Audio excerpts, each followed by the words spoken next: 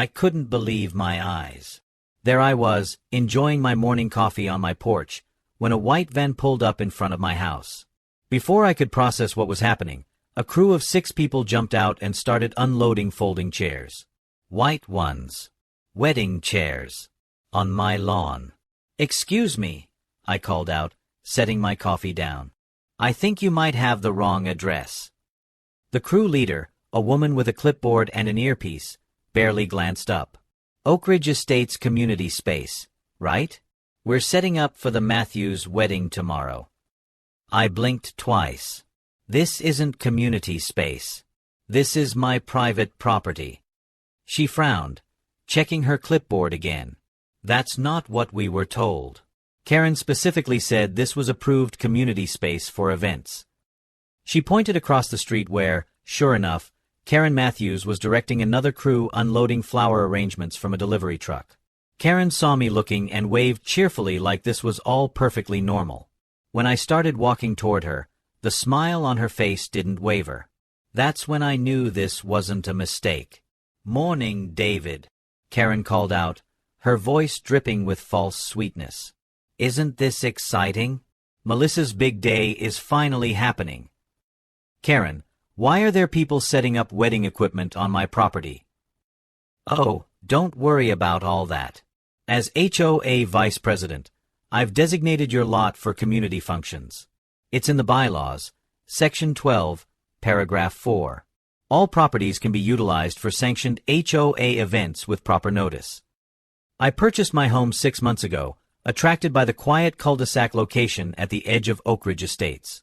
The property backed up to a small wooded area, giving me privacy and a beautiful view.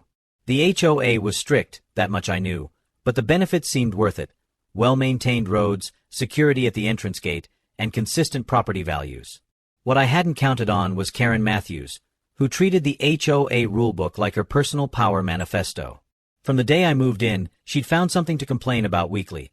My grass was a 1/4 inch too tall, my mailbox was the wrong shade of brown, my garbage cans were visible from the street for 15 minutes too long.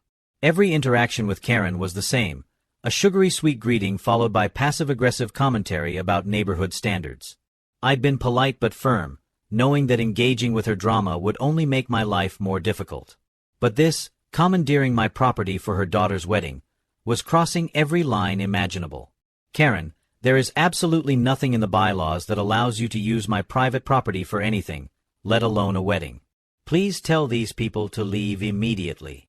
Her smile tightened. "David, we're all neighbors here.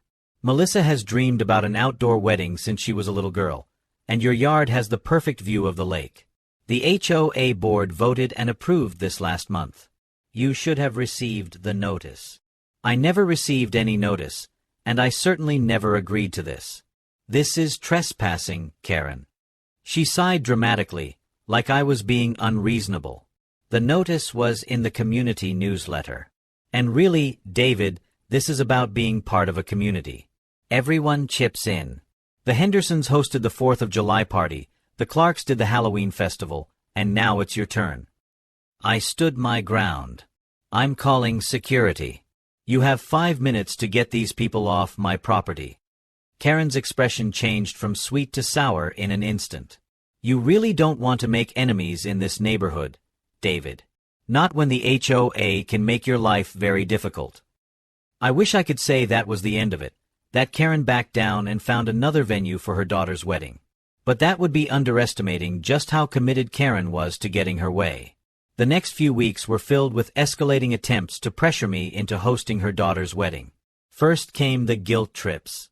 Karen sent several neighbors to my door, all carrying the same message: "It would mean so much to Melissa," and "It's just one day out of your life." When that didn't work, Karen switched tactics. Suddenly, I was receiving violation notices for infractions I hadn't committed. My hedges were allegedly encroaching on common areas. My exterior paint was supposedly fading and needed immediate attention. Each notice came with potential fines if not addressed within 72 hours. I documented everything, taking photos and sending registered letters to the HOA board contesting each violation. But Karen had been on the board for 15 years. These people were her friends, and they rubber-stamped whatever she wanted. Then strange things started happening around my property. I'd come home to find landscapers trimming my bushes, people I hadn't hired. Just following HOA maintenance schedules, they'd say when questioned. One morning, I discovered chalk markings on my lawn, the outline of what looked suspiciously like a large tent. Each time, I confronted Karen. Each time, she had some vague explanation about community standards or scheduled maintenance. When I explicitly told her that her daughter's wedding was not happening on my property under any circumstances, she just smiled that tight little smile and said, "We'll see about that." I thought I'd made myself perfectly clear, but Karen was operating in her own reality. The day before the supposed wedding date, I returned home from work to find my worst fears realized. A full event setup crew was in my backyard, erecting a massive white tent. Rows of chairs were already arranged facing the lake view. A portable dance floor was being assembled on my patio. I slammed my car door so hard I'm surprised it didn't break. "Stop what you're doing right now!" I shouted as I stormed across the lawn. "This is private property." The crew looked confused, but they didn't stop working. Their foreman approached me, clipboard in hand. "Sir, we have all the proper approvals.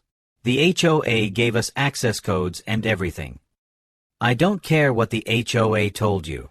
I own this property, and I'm telling you to leave." That's when Karen appeared, clipboard in hand and a triumphant look on her face. "David, please don't make a scene. Everything is proceeding according to plan." "Karen, this is illegal. You can't just decide to use someone's private property for your daughter's wedding." She had the audacity to laugh. "Oh, David, you still don't understand how things work here. The HOA has rights to use any property for community functions. It's in the covenants you signed when you purchased the house." "Show me. Show me exactly where it says you can take over my entire property without my consent."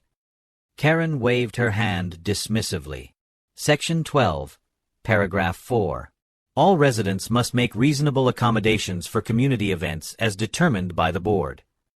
Reasonable accommodations means allowing street parking or tolerating extra noise during approved hours. It doesn't mean you can take over my entire property for a private event. She stepped closer, lowering her voice. "Listen carefully. This wedding is happening tomorrow whether you like it or not. My daughter has invited 200 guests, including the mayor and several prominent business leaders. You should be honored that your property was selected. Now, I suggest you either make yourself scarce tomorrow or put on a smile and be a good neighbor." I was speechless. The sheer entitlement was beyond anything I'd ever encountered. Karen saw my stunned silence as acceptance and turned to the crew. "Continue with the setup. Everything needs to be perfect for tomorrow." As she walked away, she called over her shoulder, "Oh, and David? The ceremony starts at 4. Please make sure your vehicles are moved by noon."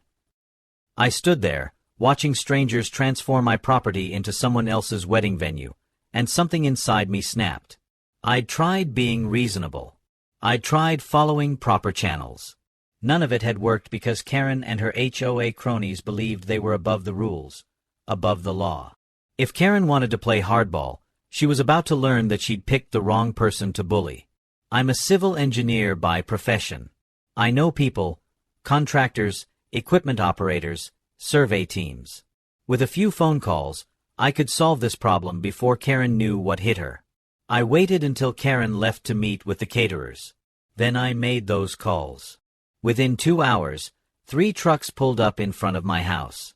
My buddy Mike from college owned a construction company, and he owed me a favor. A big one. "You sure about this?" Mike asked as his crew unloaded equipment. "Absolutely," I replied. "Just make it flat. Very, very flat." What happened next was a thing of beauty. Mike's crew worked with military precision.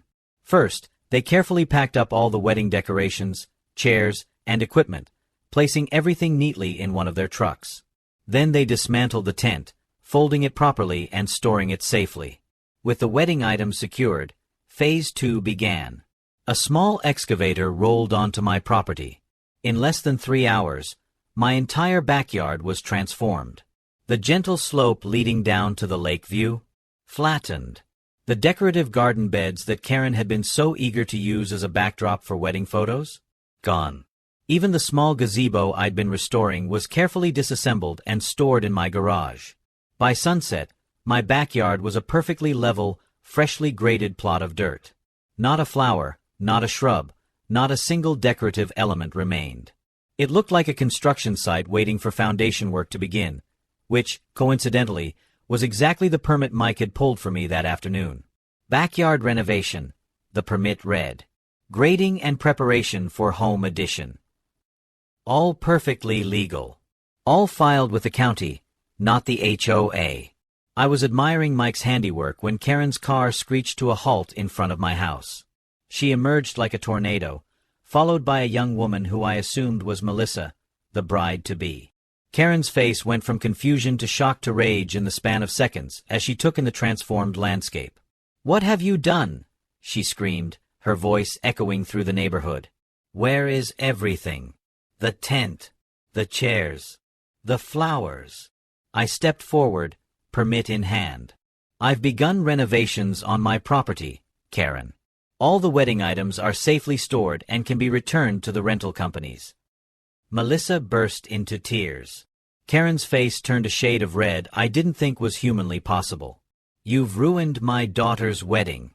You've destroyed everything." She turned to Melissa. "Don't worry, honey. He can't do this. We'll call an emergency HOA meeting tonight and force him to restore everything." I smiled.